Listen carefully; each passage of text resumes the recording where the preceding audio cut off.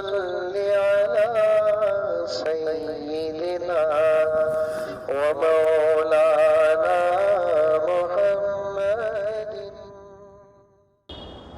الحمد لله وسلام عليه الذين اصطفى أما بعد. أعوذ بالله من الشيطان الرجيم. بسم الله الرحمن الرحيم.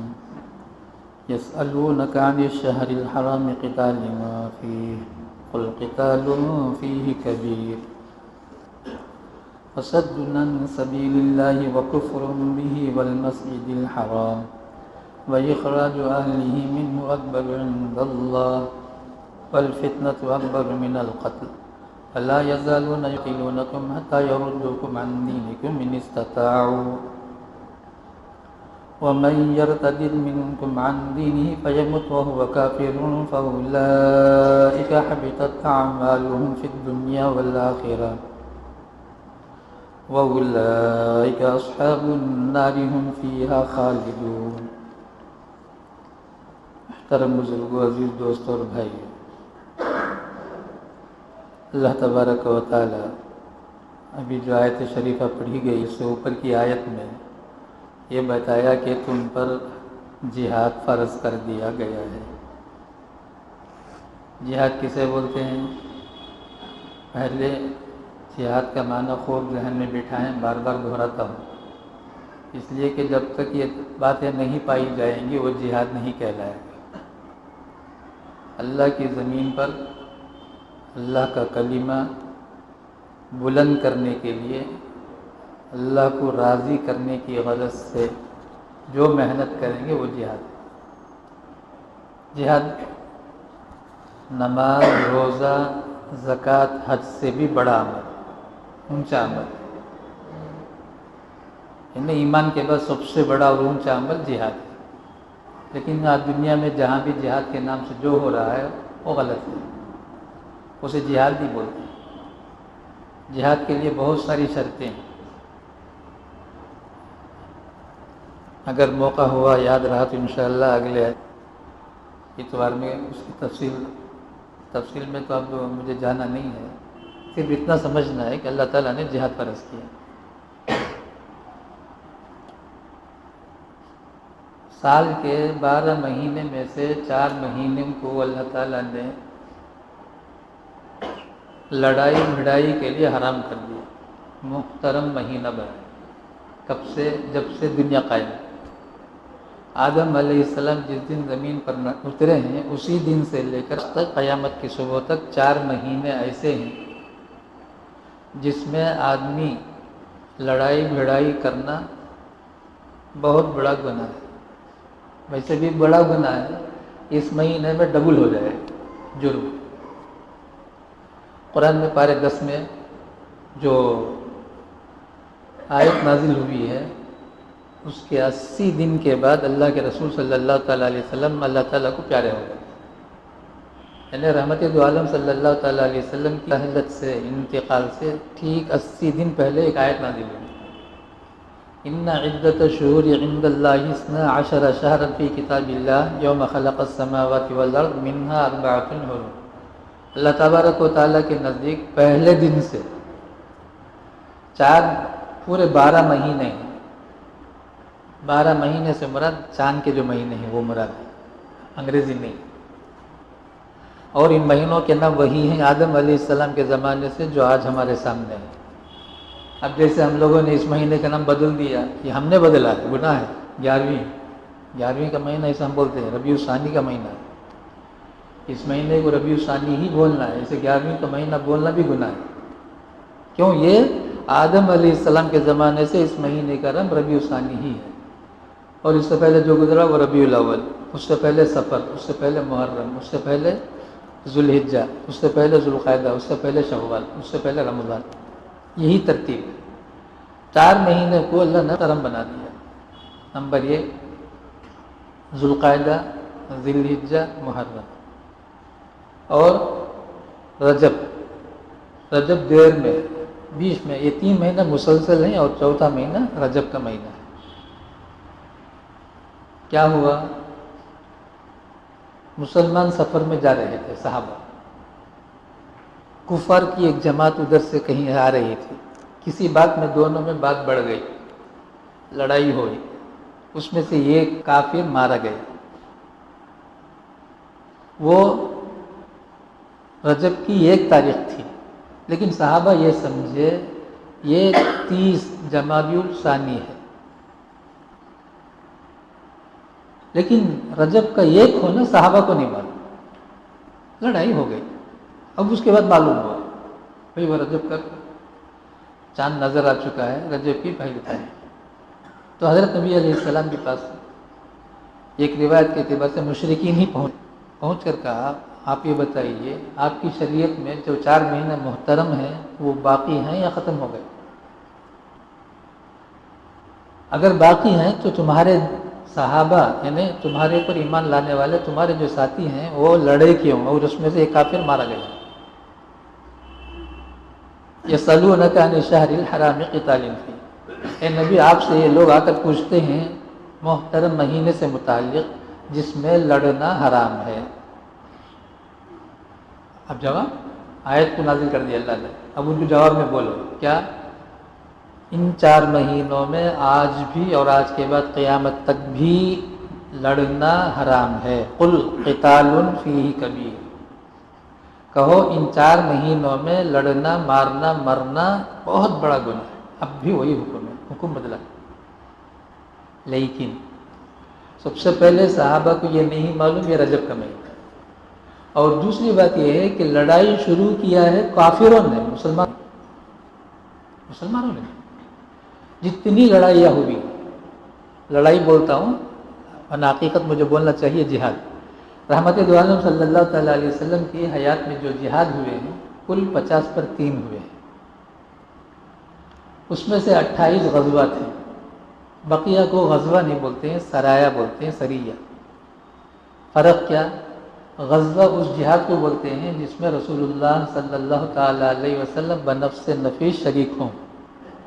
جس جہاد میں صحابہ فقط ہو، نبی پاک صلی اللہ تعالیٰ علیہ وسلم نہ ہو، اسے سریہ بولتے ہیں، اسے سریہ بولتے ہیں۔ اب اس میں سے کوئی بھی ایسا نہیں ہے جس میں مسلمانوں نے پہل کیا، کوئی بھی نہیں۔ یہ تو یعنی ہم سے مراد ہمارے علماء صحابہ تابعین تبع تابعین وغیرہ بولیں گے تو ہم بولیں گے ہمارے لوگ بولتے ہیں، نہیں، کٹر سے کٹر یہودی، کٹر سے کٹر نصرانی، وہ یہ ہے محمد نے جتنی لڑائیاں کی ہیں وہ سب پہل کیا ہے کافروں نے، وہ بولتے ہیں۔ ہماری بات ہم تو بولتے ہی ہیں، ہماری بات نا ہو سکتا ہے کسی کا ذہن ذرا کچرا ہو، ذہن میں کچرا کبھی کبھی ہوتا ہے، بھی آ رہی بات آگے۔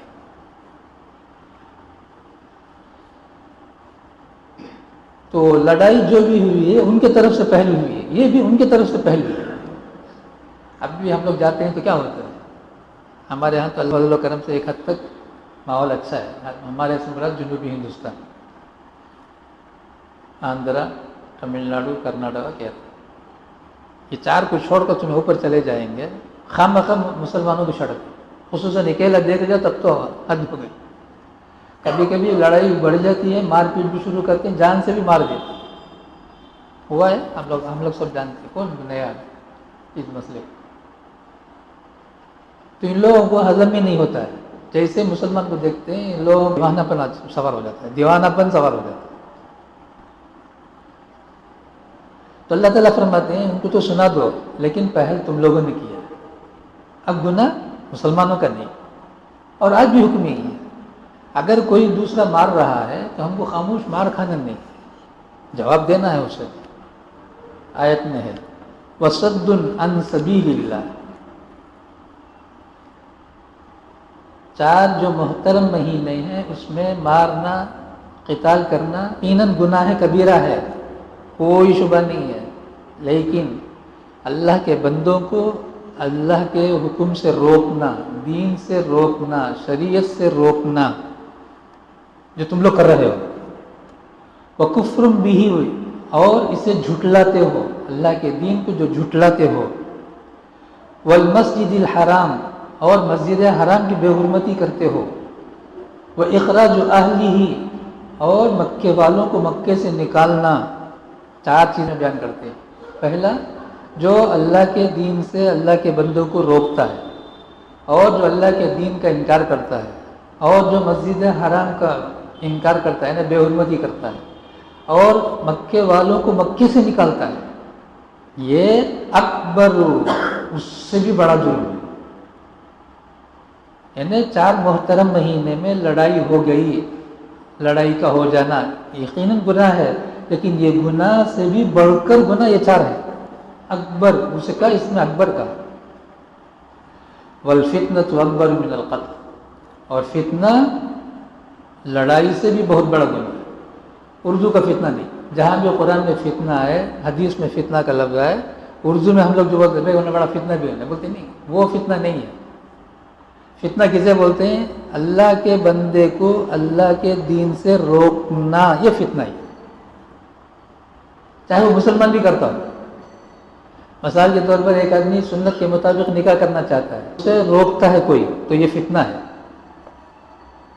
اب وہ جو سنت کے مطابق نکاح کرے گا اسے تو اجر ملے گا، اسے روکنے کے لیے جو بھی جس میں لین کی محنت کرتا ہے وہ پورا فتنہ ہے، چاہے وہ کلمہ پڑھتا ہو، نماز پڑھتا ہو، کچھ بھی کرتا ہو، وہ فتنہ ہے۔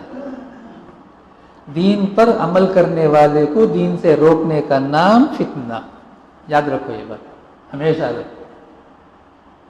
والفتنۃ اکبر من القتل، اور یہ لوگ کون ہیں معلوم؟ ابھی بتا دیا ہوں۔ ان لوگوں کا کام ہی یہ ہے کہ مسلمان کو دیکھتے ہی لڑنے کو جی چاہتا ہے، پاگل پن سوار ہو جاتا ہے۔ وَلَا يَزَالُونَ يُقَاتِلُونَكُمْ، مسلسل یہ تم لوگوں سے جھگڑا کرتے ہیں، تم سے مراد مسلمان۔ وَلَا يَزَالُونَ يُقَاتِلُونَ کا معنی کفار، بے دین، بد دین، اس قسم کے لوگ جیسے ہی تم کو دیکھتے ہیں ان کا جذبہ ہو جاتا ہے بھائی لڑو، لڑنے ہی کا جذبہ ہوتا ہے۔ کب تک؟ جب تک تم کو دین سے ہٹا نہ دیں، پھسلا نہ دیں، یعنی دین میں تم کمزور ہو جاؤ، اس طرح سے تمہارے اوپر وہ حملہ کرتے رہتے ہیں۔ وَلَا يَزَالُونَ يُقَاتِلُونَكُمْ حَتَّى يَرُدُّوكُمْ عَنْ دِينِكُمْ إِنِ اسْتَطَاعُوا، اگر ان کے بس میں چلتا تو کیا کرتے؟ پورے دین کو مٹا دیتے، پورے مسلمانوں کو اسلامی احکام سے ہٹا دیتے۔ ہم لوگ ہندوستان میں پورا دیکھ رہے ہیں، پوری دنیا میں بھی دیکھ رہے ہیں، پوری طاقت دنیا کی آج ایک ہو گئی، صرف کس کے خلاف؟ وہ شریعت جو حضرت رسول اللہ صلی اللہ تعالیٰ علیہ وسلم نے امت کو حوالے کیا ہے، اس شریعت کے خلاف پوری دنیا جمع ہوئی ہے۔ اگر وہ شریعت کو اپنانے والے جم جائیں، اللہ کی قدرت کو دیکھنے کا موقع ہوگا۔ لیکن انہوں نے ایک دکان کھول لیا ہے، شریعت کو ماننے والے الگ الگ دکان کھول لی ہے، الگ الگ پارٹی، انہیں ایک پارٹی، انہیں ایک پارٹی، اب انہیں پارٹی انہیں سلام کرتا نہیں، اسے انہیں سلام کرتا، گویا انہیں دین سے الگ ہو گیا، انہیں دین سے الگ، وہ مصیبت میں پڑ گئے ہیں۔ ورنہ مسلمان ایک پلیٹ فارم پر آج جمع ہو جائیں، حضرت جی مولانا یوسف صاحب رحمۃ اللہ علیہ کی بات یاد رکھو، اسے براہ راست میرے والد بزرگوار رحمۃ اللہ علیہ نے سنا ہے، نظام الدین کی مسجد میں حضرت جی یوسف صاحب رحمۃ اللہ علیہ نے جو بات بتایا مرکز نظام الدین میں بیٹھ کر، اسے میرے والد صاحب نے کانوں سے سنا، والد صاحب نے مجھے سنایا۔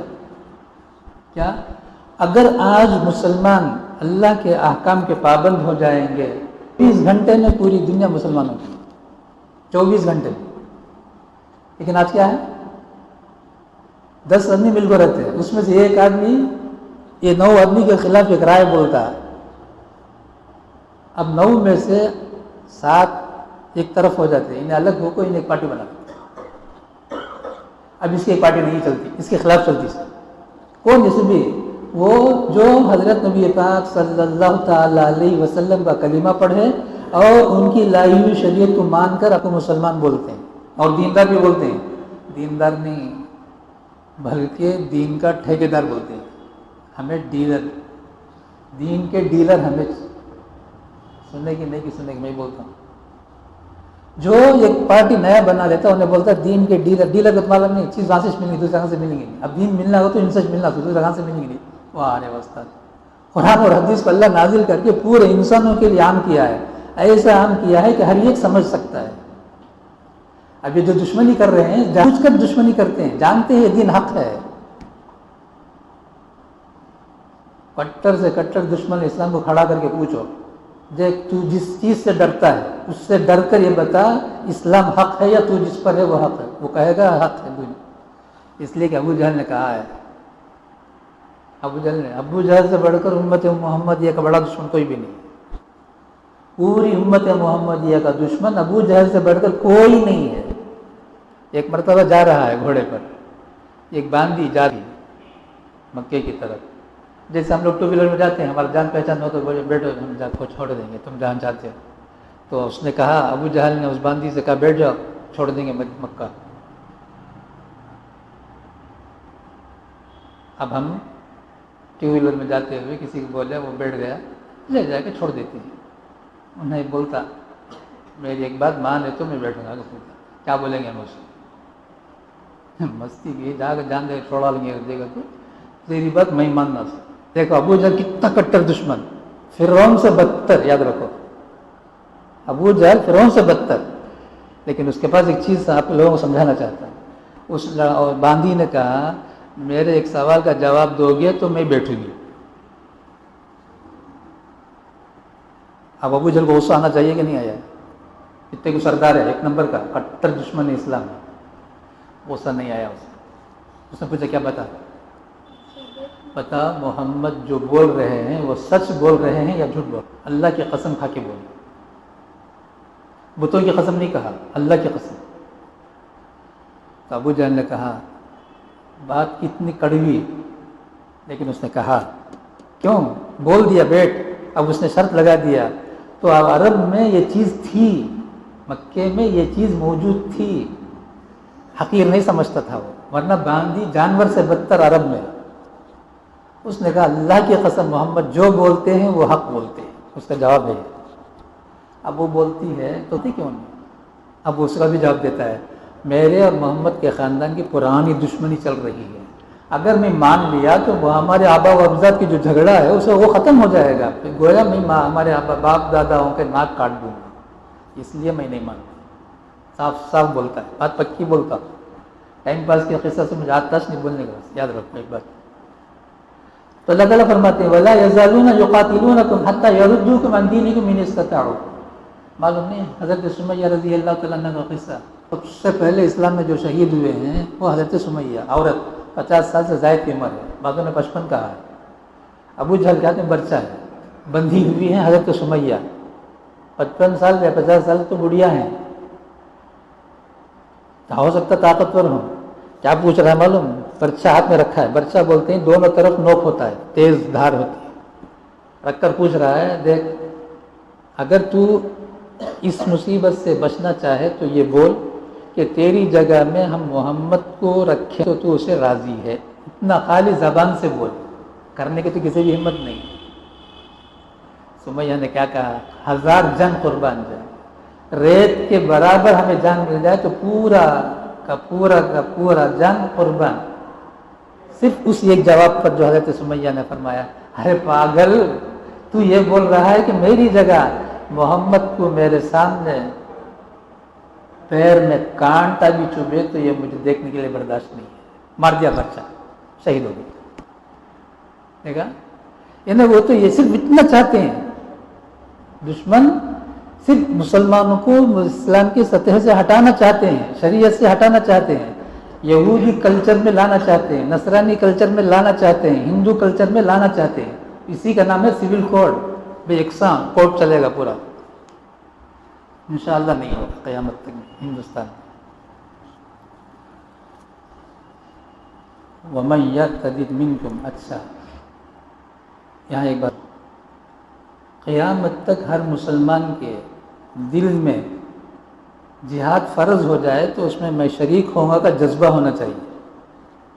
اللہ کے رسول صلی اللہ تعالیٰ علیہ وسلم فرمایا، مشکوٰۃ شریف میں حدیث ہے، بخاری شریف کی حدیث ہے، کیا جس مسلمان کے دل میں اب جہاد کہیں بھی فرض نہیں ہے. یاد رکھو ایک بات، ہو سکتا ہو جائے لیکن حضرت عیسیٰ علیہ السلام آئیں گے تب تو ہوگا ہی انشاءاللہ، وہ تو پکی بات.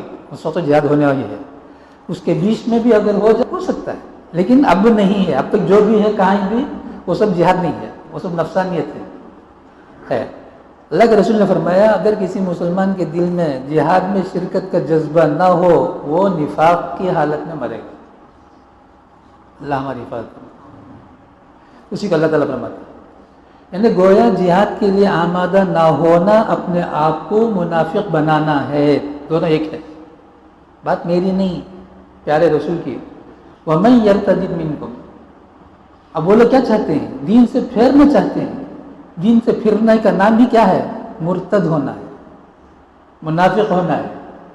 وَمَن يَرْتَدِدْ مِنْكُمْ عَنْ دِينِهِ، جو دین کے ایک عمل کو بھی جھٹلا دے گا، مرتد ہو جائے گا. اب اس کے بعد توبہ کی توفیق بہت کم ملتی ہے. فَيَمُتْ وَهُوَ كَافِرٌ، تو وہ مرے گا حال یہ کہ وہ کافر ہو. اللہ ہماری حفاظت فرمائے. فَأُولَٰئِكَ حَبِطَتْ أَعْمَالُهُمْ فِي الدُّنْيَا وَالْآخِرَةِ، اب یہ وہ لوگ ہیں دنیا میں کتنے اچھے کام کیے ہیں سب کا سب اکارت چلا جائے، بیکار ہو جائے گا. حبیطت بولتے ہیں بیکار. فَأُولَٰئِكَ حَبِطَتْ أَعْمَالُهُمْ فِي الدُّنْيَا وَالْآخِرَةِ وَأُولَٰئِكَ أَصْحَابُ النَّارِ، یہی لوگ جہنمی ہیں. اللہ ہماری حفاظت فرمائے. ہم فیہا خالدون، جس میں ہمیشہ ہمیشہ رہیں گے. ایمان ہو کتنا معلوم، دھوپ کی روشنی معمولی سی یا کسی گھر کے اندر آ رہی ہو تو وہاں بیٹھ کر اسے روشنی کو دیکھیں گے تو اس میں اٹھتے ہوئے نظر آئے گا دھول کی طرح. وہ ذرہ تھی. اللہ کے رسول صلی اللہ تعالیٰ علیہ وسلم فرماتے ہیں، بخاری شریف میں حدیث ہے، اتنا بھی ایمان کسی کے دل میں ہوگا بدعملی کی وجہ سے جہنم میں گیا ہو، ایک نہ ایک دن وہ ضرور جنت میں جائے گا. اتنا، اس پورا نہیں، اس میں سے ایک وہاں ایک نظر آئے گا، وہ دوسری جگہ دیکھ نظر آئے گا. سورج کی شعاع جو گھر میں کہیں سے ایک سوراخ میں آ رہی ہو، اسے غور سے دیکھو کوئی چیز اٹھتے ہوئے دکھے گی، اس میں بڑی بڑی بڑی بڑی، اسے پکڑ بھی تو روک بھی نہیں سکتے اسے. ہاں دوربین رکھ کر دیکھیں گے تو ذرا بڑا دکھے گا، اسے جراثیم بولتے ہیں. اتنا سا، اتنا بھی ایمان ہوگا. اللہ کے رسول صلی اللہ تعالیٰ غالباً شروع بخاری شریفی میں یہ حدیث ہے، وہ ضرور ایک نہ ایک دن جنت میں جائے گا. لیکن یہ نہیں جائے گا، حالانکہ بہت سارا عمل کیا ہے، لیکن چونکہ دین کے ایک شعبے کو، ایک حصے کو اس نے انکار کر دیا ہے، اب وہ اس کا جنت میں جانا ناممکن ہے. اب پھر اللہ تعالیٰ ایمان میں افزائی کرتا ہے، گھبرانے کی کوئی ضرورت نہیں ہے. دیکھو آدمی وطن چھوڑتا ہے دنیا کی غرض سے. تم اگر دین کی غرض سے وطن چھوڑنا چاہو تو آگے بڑھو، اسی کو ہجرت بولتے ہیں. ہجرت فرض ہو چکی ہے اور لوگ لڑتے ہیں. ایک اور آیت آنے والی ہے، جیسے اوپر بھی آ گئے. یہ لوگ تو تم سے لڑتے ہیں، تمہیں مارنے کی کوشش کرتے ہیں، تم کیوں خاموش بیٹھے؟ ارے تم بھی تو لڑنے کے لیے جاؤ. تم کیوں اس وقت بیٹھ کر عجیب قسم کی باتیں کرنے لگتے؟ جب وہ تمہیں مارنے اور مٹانے کے لیے کوشش کر رہے ہیں تو اس کے بدلے میں تو تمہیں بھی کچھ کرنا ہے. اب نہیں، لیکن جذبہ ہونا ہے، یہ مجھے بولنا ہے، میں نہیں، اللہ میں بولتی ہوں. ان الذین آمنوا، بلا شبہ وہ لوگ جو ایمان لائے، والذین ہاجروا، اور خالص اللہ کو راضی کرنے کے لیے وطن چھوڑا. اس سے پہلے بھی شاید مسئلہ بتایا، ایک محلے میں تھے ہم لوگ، ایک ایک کر کے مسلمان پورے خالی کرتے کہیں دوسری جگہ چلے گئے. اب پورے محلے میں ہندو، کافر، نصرانی آ گئے، ایک گھر مسلمانوں کا. اب ان مسلمانوں پر فرض ہے کہ اس محلے کو چھوڑ کر ان کو باہر جانا، اس محلے میں نہیں رہنا. اور جس محلے میں سارے کافر ہوں اپنا ایک مکان جا کر وہاں بنانا یہ بھی جائز نہیں، یہ بھی حرام ہے. مسلمانوں کو مسلمانوں کے محلے میں ماحول میں رہنا ہے. ہاں پورے کے پورے کافر ویسے محلے میں جا کر کھایا بھی لے رہا ہے یا گھر خاص بنا رہا ہے، جائز نہیں، یاد رکھو. ایک حدیث ہے، اللہ کے رسول صلی اللہ تعالیٰ علیہ وسلم نے فرمایا، اطلب الجار قبل الدار. میں سمجھتا ہوں بعض بچوں کو بھی یاد ہوگا، اس لیے کہ 40 حدیثیں جو یاد کرتے ہیں اس میں سے ایک حدیث عام طور سے اسی یاد کراتے ہیں. اپنا گھر بنانا ہو تو گھر بنانے سے پہلے اڑوس پڑوس کو دیکھو کون ہے، اس کے بعد گھر بناؤ. اڑوس پڑوس گڑبڑ ہے تو گھر نہ بناؤ، ورنہ تمہارا سکون ختم ہو جائے گا. اور گھر بناتے ہیں سکون کے لیے، اللہ کے رسول فرماتے ہیں صلی اللہ تعالیٰ علیہ وسلم، ان الذین آمنوا والذین ہاجروا وجاہدوا فی سبیل اللہ، اور جہاد کرتا ہے اللہ کے راستے میں. محنت کرتا ہے اللہ کے راستے میں. اولئک یرجون رحمت اللہ، یہی وہ لوگ ہیں جو اللہ تعالیٰ کی رحمت کے امیدوار ہیں. 24 گھنٹہ ان میں یہ امید ہے کہ اللہ کی رحمت میرے ساتھ ہوگی، اللہ کی رحمت میرے ساتھ ہوگی، اللہ میری مدد کرے گا، اللہ اللہ جب دیکھو اٹھتے ہوئے، بیٹھتے ہوئے، لیٹتے ہوئے. کیوں؟ ایمان بھی ہے، جذبہ بھی ہے، جہاد کا جذبہ بھی ہے. ہجرت تو ختم، فتح مکہ ہوا، ہجرت ختم، اس کے بعد ہجرت نہیں. اسی لیے جب ہندوستان سے پاکستان مسلمان جا رہے تھے، وہاں پاکستان جوش میں آ کر بول رہے تھے ہم لوگ انصار ہیں، آپ لوگ مہاجر ہیں. ہمارے اکابر علماء نے بہت سختی سے منع کیا، یہ عنوان ہرگز نہ قائم نہ کرو، اس لیے کہ حدیث میں آ گیا فتح مکے کے بعد کوئی ہجرت نہیں ہے، اب کوئی مہاجر نہیں ہے، کوئی انصار نہیں ہے. مانا نہیں، جوش میں آ کے سب نے آج مار رہے ہیں، مر رہے ہیں. مہاجر کو دیکھ کر انصار برداشت نہیں کرتے، انصار کو دیکھ کر مہاجر برداشت نہیں کرتے. کون؟ دونوں. کلمہ لا الہ الا اللہ محمد رسول اللہ پڑھے. یہ عنوان پسند نہیں تھا ہمارے اکابر، جتنے اس وقت اکابر تھے، اللہ والے تھے، علماء تھے، سب نے منع کیا یہ عنوان ہرگز نہ کرو. مدد کرو، پوری کی پوری مدد کرو، عنوان نہ کرو. یہ جو تعارفی بات بول کر ظہور کی بات کرتے ہیں، اکابر نے بھی ہمارے تھے، انہوں نے اسے منع کیا ہے. ہم یہ لفظ آسانی سے بول دیتے، دیکھو ہم لوگ ہجرت کر کے آ گئے، آپ لوگ اب نصرت کرو، آپ لوگ انصار بنو. یہ جملہ ہی استعمال نہیں کرنا. نادانی ہے، کئی نادانیوں میں سے ایک نادانی یہ بھی ہے، اس جملے کو استعمال کرنے کی اجازت ہی نہیں. تم کو ہجرت کرنا بولتے ہی نہیں، اور ان کی جو کرتے ہیں اس کو نصرت کرنا بولتے ہی نہیں. انصار کا لقب ان کو ملے گا نہیں، اور ان کو ہجرت کا لقب ملے گا نہیں. جو چیز شریعت میں نہیں اسے اپناتے ہیں تو پریشانی آتی ہے. ہرگز یہ لفظ استعمال کرنے کی اجازت نہیں. واللہ غفور الرحیم. اور اس میں بیچ میں جو کچھ ہو جائے ہوگا، آدمی ہے. الانسان مرکب من الخطأ والنسیان، بعضوں نے کہا مرکب، یعنی مطلب یہ ہے کہ انسان غلطی اور بھول کا ایک مجسمہ ہے، جسم ہے، تو اسے اللہ نے معاف کریں گے. واللہ غفور اور رحیم، بہت رحم کرنے والا. 80 سال کا کافر یہ سچے دل سے توبہ کرتا ہے تو معاف کرنے کے لیے تیار ہے. تو کلمہ پڑھ کر چھوٹے موٹے گناہ ہو جائے تو اسے کیوں نہیں معاف کریں گے؟ اللہ معاف کریں گے. واللہ غفور الرحیم. اب جب جہاد کو فرض کر دیا تو 2 چیزوں کی ضرورت ہے، بہت بڑا کام ہے. ایک تو پیسے کی ضرورت ہے، اور ایک قوت اور طاقت کی ضرورت ہے. جوا جانتے ہیں؟ جوا دنیا بھر میں جوا بہت پھیلا ہوا ہے. ایک جوا یہ بھی ہے، چٹی باندھنا بولتے ہیں، ہوگا آپ لوگوں کے یہاں بھی، جائز نہیں ہے، حرام ہے. پیسہ باندھتے ہیں، اس کے بعد قرا ہوتا ہے، کلو کا اس میں نام آ جاتا ہے، اب اسے پیسہ مل جاتا ہے. بعض اوقات ایسا کرتے ہیں کہ پورے جمع کرتے ہیں، مثلا 10,000 روپے جمع ہوتا ہے تو 200 روپے سروس چارج کے نام سے کٹ لے کر دیتے ہیں. یہ ہو وہ یا وہ دونوں جائز نہیں. مسئلہ بولنا میرا ذمہ ہے، بٹھائے آپ لوگ، میں آ کر نہیں بیٹھا، مجھے بولنا ہے. مانے الحمدللہ، نہیں مانے الحمدللہ، کیونکہ بات تو پہنچا دی، بات پہنچ گئی. دل بہلانے والی باتیں تو نہیں کرو.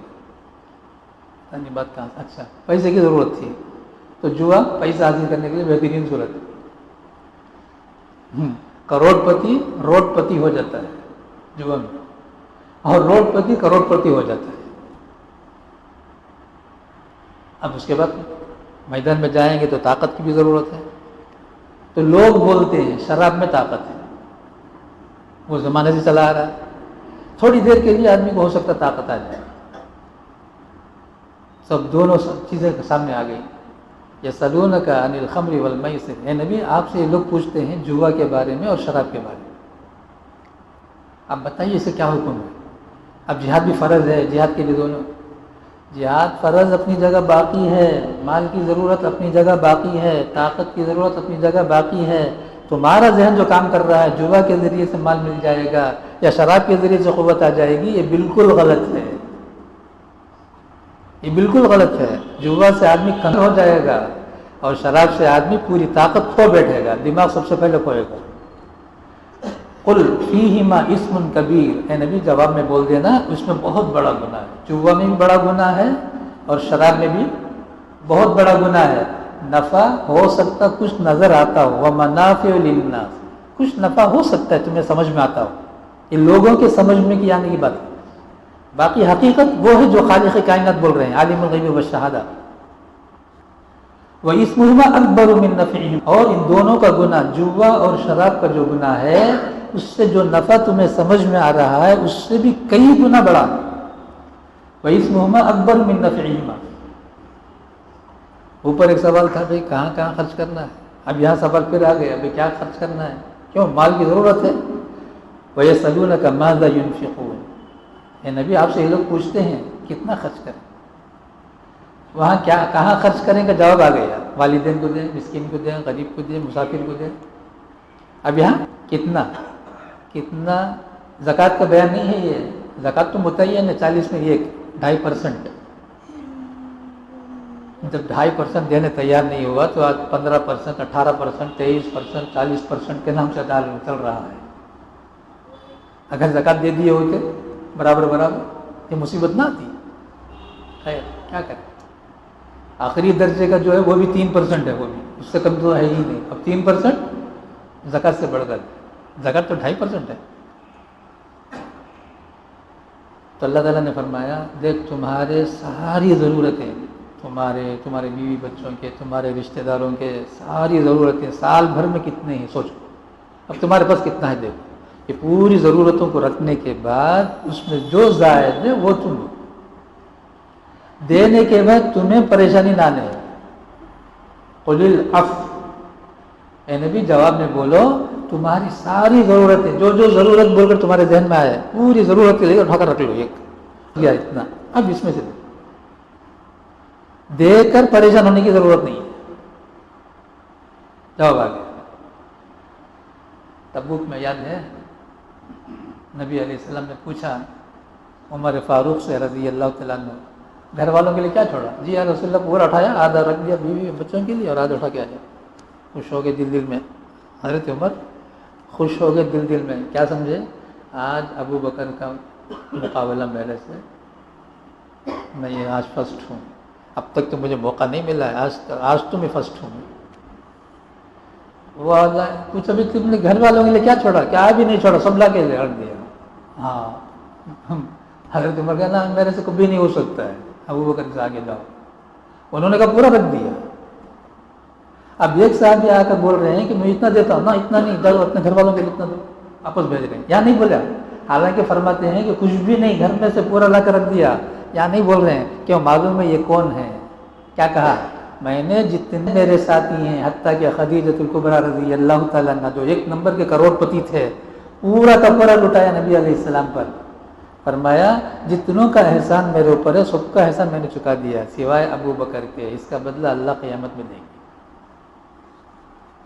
اس کا بدلہ قیامت میں اللہ میں دے گی۔ یعنی اللہ کے رسول نے سب کے سامنے برملا یہ فرمایا ابو بکر کا جو حق میرے اوپر آیا، ابو بکر صدیق نے پوچھا وہ رو رہے ہیں، کاش کہ میں چڑیا ہوتا، کہ مومن بندے کا جسم کا بال ہوتا، کاش کہ میری ماں نے مجھے جنا ہی نہ ہوتا، ان کا تو حال وہ ہے۔ یہاں حضرت نبی علیہ السلام ان کو آگے بڑھا رہے ہیں، یہ ہے صحابہ۔ کذالک یبین اللہ لکم الآیات، ایسے ہی اللہ تعالیٰ تمہارے فائدے کے لیے آیتوں کو نازل فرماتے ہیں تاکہ تم غور کرو، دنیا میں بھی آخرت میں بھی۔ یہ نہیں کہ پورا آخرت نہیں، دنیا بھی تمہارے لیے ضروری ہے، دنیا کی ساری چیزیں ضروری ہیں۔ ایک عجیب جنون ہے، یہ سب ہو جاتا بھائی، یہ سب کیا بھی نہیں، دنیا پہلے پھر دنیا والآخرہ، دنیا کے بارے میں بھی غور و فکر کرو اور آخرت کے بارے میں بھی غور و فکر کرو۔ دنیا کی جتنی ضرورتیں ان پوری ضرورتوں کو اپنے ذہن میں رکھ کر اسے پورا کرنے کی کوشش کرو، اس پر بھی نیکی ہے۔ جیسے کہ بتایا گزشتہ ہفتہ بسکٹ کا قصہ سنا ہے نا غالباً، بسکٹ بول رہا ہے نیکی ملے گی سبحان اللہ بولنے کی، الحمدللہ بولنے کی، اللہ اکبر بولنے کی نیکی ملے گی، کیوں؟ بیوی بچوں کو پالنے کے لیے نکلا۔ اور پیارے رسول صلی اللہ تعالیٰ علیہ وسلم نے فرمایا، مشکا شریف میں حدیث ہے، جو اپنے بیوی بچوں کو اور والدین کو یا ایسی بہن جس کا کوئی پرسان حال نہیں ان کو پالنے کی غرض سے گھر سے نکلتا ہے، وہ جہاد میں ہے، جہاد میں حدیث ہے۔ اب کمانے کے لیے نکلے تو اسے دنیا بولتے ہیں، یہ جہالت ہے، کمانے کے لیے جانا دنیا نہیں ہے، لیکن ہم کمانے والوں کو ضروری ہے کہ ہماری نیت کو ہم صحیح کریں. ہماری نیت یہ ہو کہ اللہ اور اللہ کے رسول نے مجھے حکم دیا ہے کہ میرے بیوی بچوں کو پالو، بیوی بچوں کو پالنے کے لیے میں کمانے نکل رہا ہوں، لہٰذا میں جھوٹ نہیں بولوں گا، دھوکہ نہیں دوں گا، وعدہ خلافی نہیں کروں گا. یہ ساری باتیں ہوں گی. اب یہ جہاد میں ہے، ابھی جہاد کا مضمون ختم ہوا ہے.